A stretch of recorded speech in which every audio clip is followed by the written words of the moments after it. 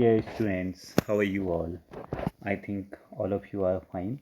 Okay, we were doing our ninth chapter and we discussed about habitats in our previous video. And we are aware of this thing, what is habitats, okay? We discussed about different type of habitats also, aquatic habitats and terrestrial habitats. We have already discussed about this thing. There are two type of components also, you should know about these things. These are called biotic components and abiotic components. Okay, so biotic components are those components in which the organism, both plants and animals living in habitats, are its biotic components. Okay, plants and animals living in habitat are the biotic components, you can say living things like that. And the non-living things such as rock, soil, air and water in the habitat constitute its abiotic components. Okay, now you should know these two things also, biotic components and abiotic components. Biotic components are the organism where both plants and animals living, okay, such habitats is called biotic component. And the non-living things such as rock, soil, air and water, as we know, these habitat constitute its abiotic components.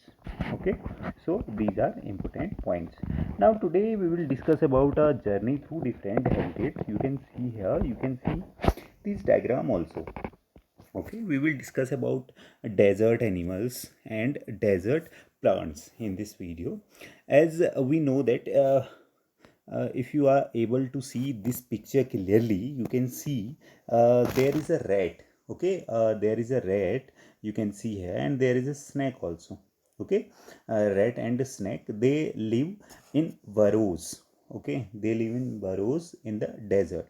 Okay, they do not live in they do not live in the uh, crust of the desert, because there is a very high temperature. As we know this thing, there is very high temperature and they are not able to survive in that high temperature. That's why uh, and you should know this thing that these desert animals, rat and snakes, they do not have long legs like camel. Okay, so they want to stay away from that intense heat during the day, so they stay in burrows deep in the sand. These animals come out only during the night when it is cooler.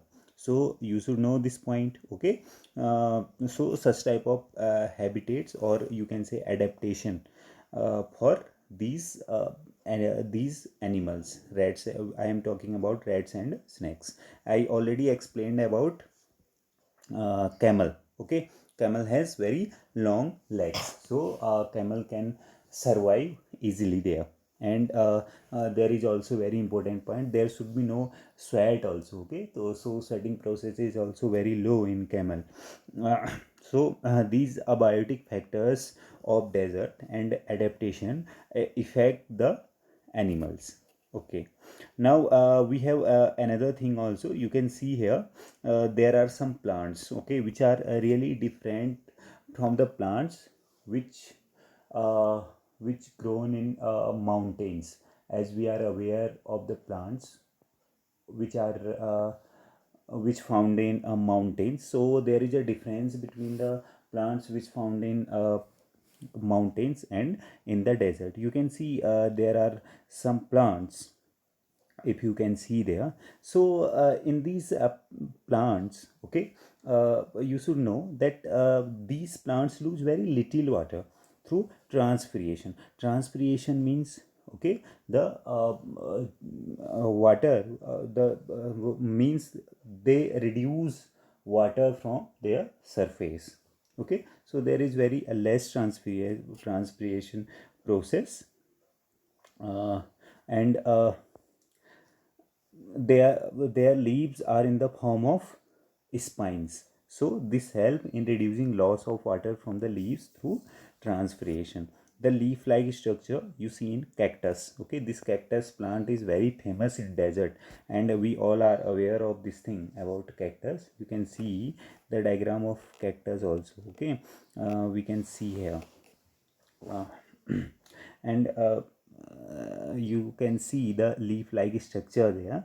So the process of photosynthesis, okay, photosynthesis process is very important process. So this process in these plants usually carried out by the stems, not by the leaves, okay. Because we know that leaf as uh, converted into spines. So that process usually carried out by stem. So different type of plants are there, and a different type of adaptation of these plants, okay. And you can see here mountains, okay, we can see some pictures. So this is a we are talking about now mountains. So there is very cold, okay. These habitats are normally very cold and windy, so these abiotic factors also affect. So in some areas we know snowfall takes place in winters.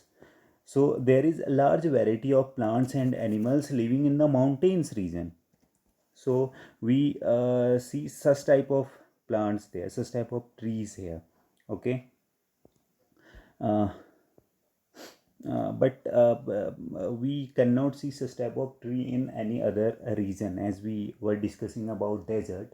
So in desert, this type of plants or this type of trees cannot grow, okay. So these are the important things, and you can see animals also, okay. Snow leopard, yak, and mountain goat, they are able to live in mountains because their body structure is like that. They can easily adapt such type of abiotic conditions, okay. So go through this chapter, then we will discuss another thing in our another video. Thank you.